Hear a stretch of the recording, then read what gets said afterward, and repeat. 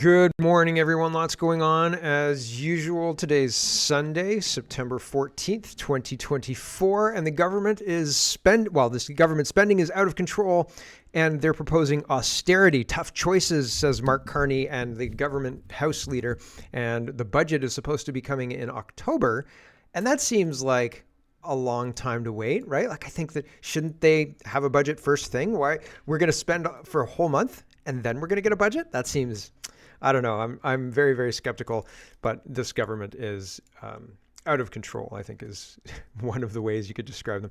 Carney keeps posting about building things and we have to move quickly and we're building such big things and we've got to believe in Canada now and all this stuff. And he hasn't done anything. And do they think we're stupid? They do think we're stupid. I don't even have to ask. 3 million people in London for Unite the Kingdom rally, and Tommy Robinson had a huge, huge success. And in comparison, the Christie Pitts protest rally was overwhelmed by Antifa, and we'll be starting there. And there's a whole bunch of information, and it's kind of the whole middle part of the show, from speech all the way to Charlie Kirk is kind of talking about transgender. And so yesterday it was reported that the shooter had a transgender boyfriend and he was living with the transgender boyfriend. And so again, I've just been talking a lot about the Bex on X docuseries, and I hope you've had a chance to check out a little bit of it. I don't mean to beat a dead horse or anything like that, but I think it's more important than ever that people understand this angle of it, because this angle of it is this group of people, and we'll talk about it during that series of tabs, is being weaponized on purpose. And I think it's an off-books MK Ultra style program, kind of like Treadstone, like in the Bourne movies, right? But totally off books. Like, oh, how could we possibly be running this? This is just an organic thing that just popped up. It just popped up organically. I didn't do anything to bring it up.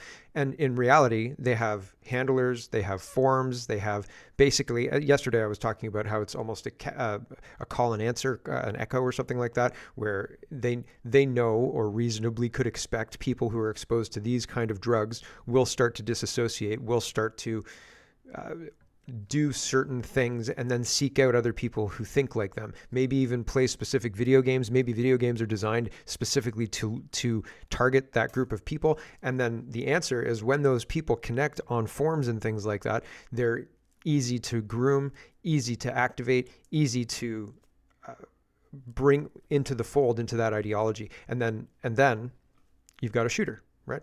Because I don't think that your mushy middle of radicalized college students will go that next step. They'll support that shooter. They won't think twice about what the implications of that means, but they won't actually get up there and pull the trigger. They needed something else, and that something else is explained in that docuseries, and it's crazy. And I just think it ties it all together really nice. That's why I keep bringing it up. So there's lots to get to. Let's get to it. First, we've got to start at protests, and this Anon thing.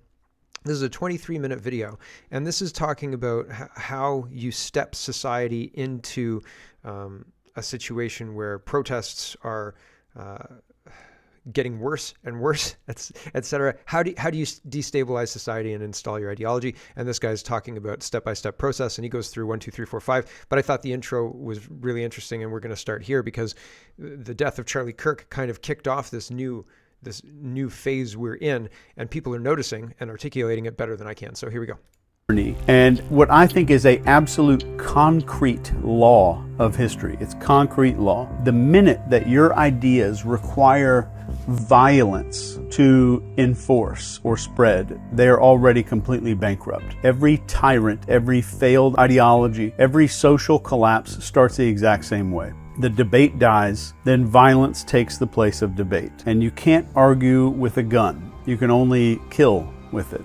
And when killing is the substitute for a conversation, society as a whole starts falling off a cliff. And we all, myself included, we all have been sold the biggest con of our entire life. And this is that the problem is left versus right, or Republicans versus Democrats. And that is the distraction fireworks show that they want us screaming about while they're doing something else. And this is a magician's trick. And I'm about to really show you what Charlie, God rest his soul, has kind of exposed here. If you turned on cable news today, you go in your living room, turn it on, maybe you scroll social media, what are you going to see?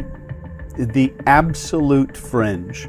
They're going to show you the loudest, dumbest, most cartoonish people from the other side blasted in your face 24/7. You're not being shown your neighbor or your coworker or the mom next door who votes differently. You're being shown a bunch of professional lunatics that are handpicked to make you think one thing. And the one big thing that they want you to think is, oh my God, these people are insane.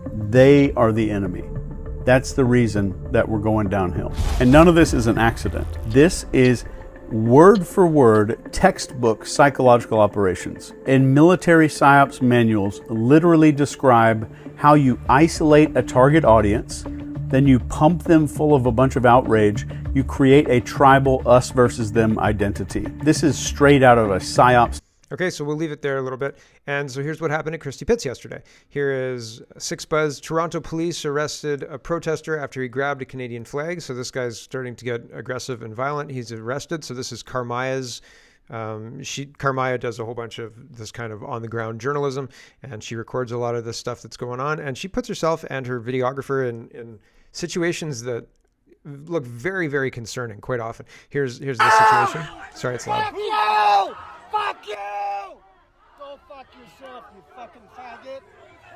You fucking stupid. Whoa! Whoa! Whoa! Arrest him! He's gone. Arrest him right now. You're under arrest. So there's arrests that are going on. I think that these people are acting, doing a big show, right? Natasha Montreal says, as I feared, the police have permitted Canada First patriots to be surrounded and kettled by Antifa radicals. Antifa and other violent Marxist organizations need to be designated as a terrorist organization, which they are. Domestic terrorists. Yep, I think so too. Canada First rally was happening yesterday, September 13th, 2025, from 1 to 4 p.m. at Christie Pitts in Toronto. And here's Harrison Faulkner's video of what's happening, and he's explaining that so once everybody got into where they were going to protest, the Antifa people surrounded them and kettled them, and that's concerning, right?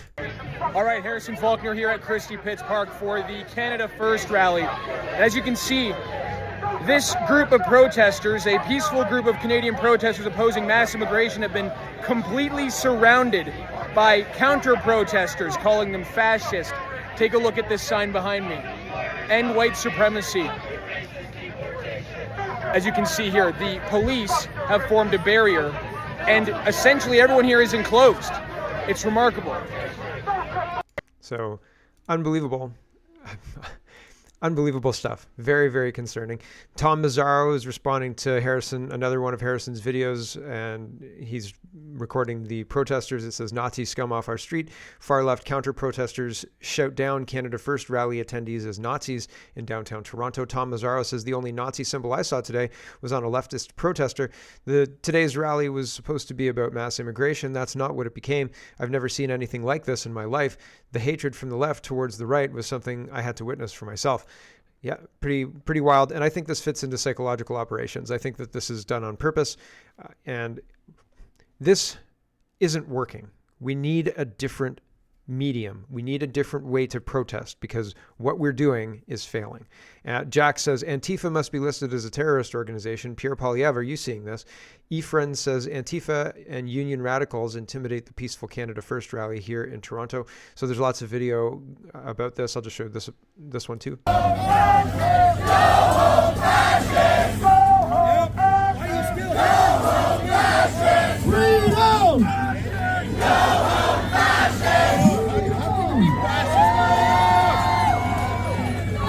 The people who are saying, how could we be fascist if we're, peacefully protesting, blah, blah, blah. And you can't rationalize against this group. This group are ideologically driven to want to stamp you out. That's it. They don't want to talk to anybody. Goldie says this is exactly what happened in the late 70s in Iran. Leftists, communists, and Islamists united against patriotic Iranians, waving the lion and sun flag, leading to a 7th century Islamic totalitarian dictatorship. A sad and scary day for Canada. So if you're standing in Iran before the mullahs took over, at what point do you flee? Right after the mullahs take over? Just before? How do you know? Did you go to bed one night and everything was okay, kind of, and the next morning the mullahs were in charge and you had to wear a hijab and, right? Like, I was born in 1981, so this whole thing has, the way Iran is now is the way it's always been in my life, right? And so I don't know very much about the details of that takeover, but if Canada fell to an Islamic caliphate, at what point do you flee? Or do you just hang out and say, yeah, probably it'll be fine, so we can't eat pork anymore? Like, I don't think that that's going to fly, right? Like, I don't know, man. I feel like things are going to get worse before they get better. And this kind of stuff leads me to believe that I'm right. Like, these people don't want to talk. These people just want to crush Canada. And that's not very good. Nico says it's reported that Canada First rally attendees have been kicked out of Christie Pitts Park in Toronto as hundreds of counter-protesters cheer. How ironic. Muslims can block the busiest streets in Canada to pray. Free Palestine protests can take over any park and street they want. And naked dudes can walk around during pride parades, but Canadians rallying for Canada are being removed. If you needed proof that there's a two-tier policing in Canada, here you have it. Yeah, I don't disagree there. And here's the Canada First rally being removed, 22 seconds.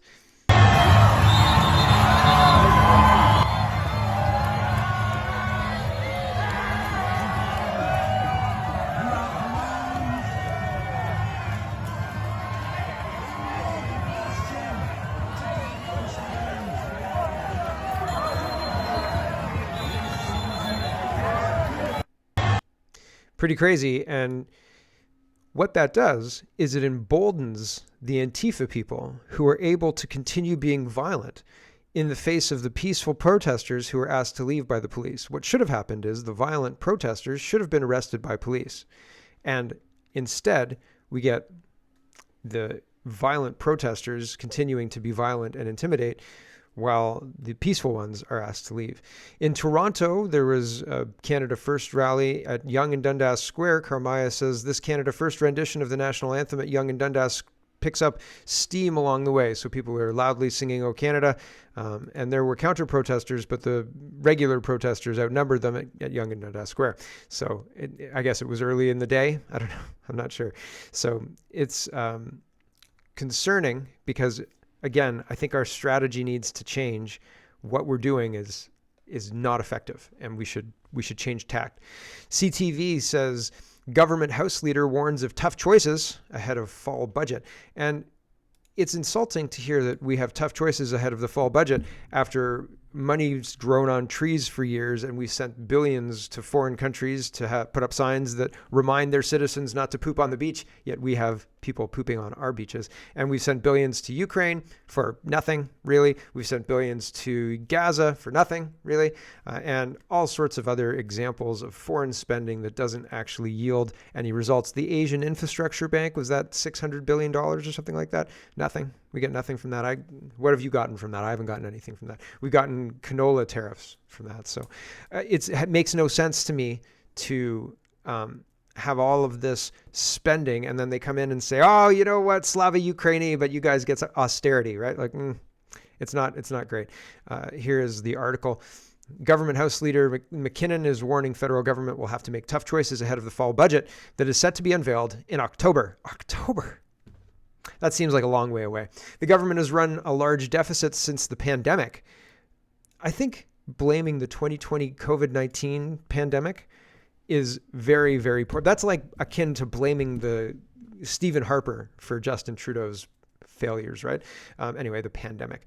And now we have some choices to make so that we can get our finances under control, McKinnon said in an interview with CTV Question Period airing Sunday. Prime Minister Mark Carney recently categorized the upcoming budget as one of both austerity and investment. Right. Right. What the government is going to do, what we're in the process for the next budget, is focusing on reducing waste, reducing unnecessary federal spending, reducing duplication in federal spending, and reducing duplication, not eliminating duplication. No. Reducing it. Reducing. We're not crazy here. We just want to reduce the duplication. We can have duplication. Ooh, ouch. And becoming more efficient in federal spending so that we have room, Carney told reporters earlier this week in St. John's, Newfoundland. St. John's, Newfoundland. Finance Minister Philippe Champagne, along with Treasury Board President Shafqat Ali, asked ministers over the summer to find up to 15% savings in day-to-day operational spending over the next 3 years. Keep the duplication. Remove the third one, okay?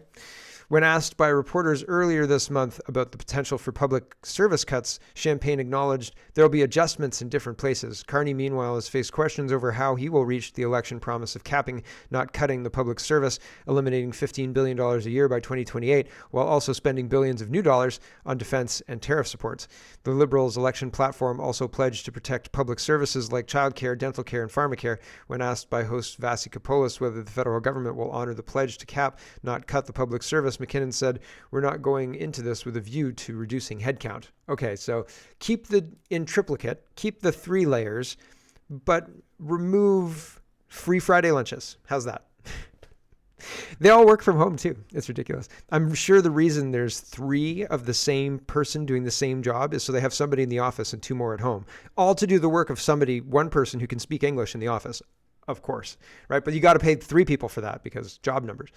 Keith Wilson is responding to Mark Carney. Mark Carney says, the premiers and I agree we need to build big things faster as the new major projects office moves forward with its first tranche of nation-building projects. I'm grateful for the partnership and ideas that Canada's premiers have offered to this mission.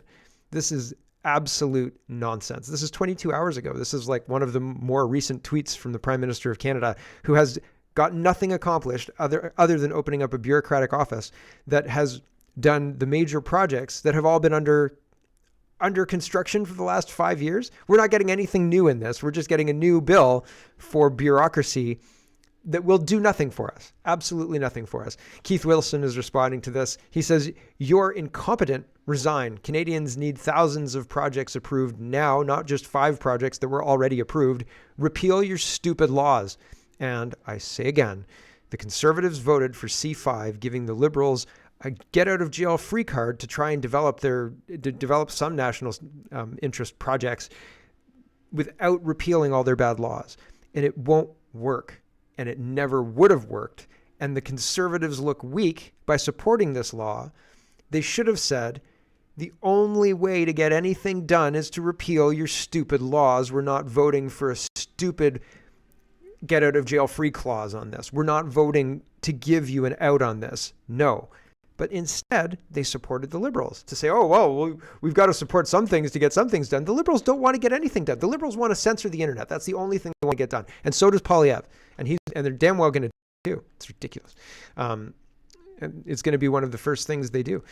Justice Center for the Constitutional Freedoms says court rules against Alberta lawyer Rob Song in his challenge to Law Society of Alberta's ideological politicization. Mr. Song argued that the Law Society exceeded its authority under the Legal Profession Act by pressuring lawyers to adopt political objectives contrary to their duties of loyalty to clients and to the Constitution. He also challenged ideological requirements, including the new codes of conduct rules on discrimination and harassment as violations of charter rights. Today's decision is a major setback for the rule of law, said constitutional lawyer Glenn Beckett.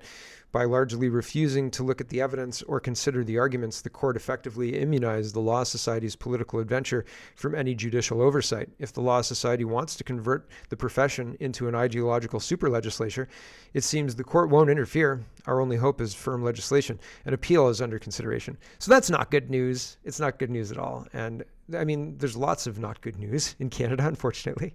Here is an update, not really an update, but just something to think about with regards to the forfeiture and seizure order that is being attempted in Ontario on Chris Barber's truck. And it's vexatious and vindictive. And I don't think that it should go through, but they're trying. And Tamara Litch responds to Canadian Girl. She says, when David Zed drove into Freedom Convoy protesters with his mom's Jeep, did they seize and destroy that Jeep? The imbalance is amazing. And Tamara Litch says, no, they did not. No, they did not. And an update for BC elections as well. September 12th from the remanded. He says he just heard back regarding the legal review of 70 plus documents related to BC election irregularities. The verdict, an independent investigation is essential. Funding will be our barrier once we receive a response. Our next step is filing a formal complaint with a temporary restraining order. We'll consider making both our findings and complaint public, ensuring full transparency. This will test everyone who claims to care about election integrity in BC and across Canada. Time, public apathy, and limited resources are working against us, but we're proceeding based on facts, not speculation. Thanks to our 120 donors who made this legal review possible, regardless of the outcome, we stood up when it mattered. We keep going. So yeah, good job for these guys. They've done unbelievable work, and it's just incredibly sad that the bad guy is going to get away with it, right? The elections BC are going to be able to just walk away from this like nothing bad happened, and they're not going to be held accountable. And that's a pattern in Canada. Here's Darlene from Roseanne to tell us about what happened in her neighborhood, in a Canadian neighborhood, and one guy who has been arrested multiple times for violent offenses and what the justice is doing with him. They keep giving him back to his mother. Here we go. Welcome to Canada, where we play catch and release with violent offenders. On today's episode, Brantford. Here in Brantford, we have this fucking guy. Get a good look at him. Okay, get out of here. This guy, while living at his mother's house, committed a violent act, whatever that was, on somebody. He was arrested, got released to his mom's house again. So while he is released to his mom's custody, he goes out, picks up a woman, rapes her, beat the shit out of her, and then tries to kill her with a metal pipe. You want to take a guess what they did with him? They released him to his mother's custody. This piece of shit got bail again after trying to murder a woman he raped while out on stips. So then they release his picture and they post what he did in a rundown of everything because they think there's more victims. You think there's more victims and you release this fucking piece of shit back into his mommy's custody where he was both times he committed those acts. The worst part is, this motherfucker lives within a 10-minute walk of my home. He likes to rape, beat, and try to murder women. But you're right. I'm sure he's really, really sorry this time, and his mommy is really going to make sure he follows his bail conditions this time. What the fuck are you doing? If you don't want these people to reoffend, stop letting them out! The whole point is to destabilize our society. That's what's going on. Because a happy society, a safe society, doesn't need a revolution. But a society where you feel like you might get stabbed or kidnapped by somebody who's a recent arrival to Canada and who's already been in jail a couple of times and bailed a couple of times or let out a couple of times for these violent crimes, that is the point. Then you'll say, hold on, we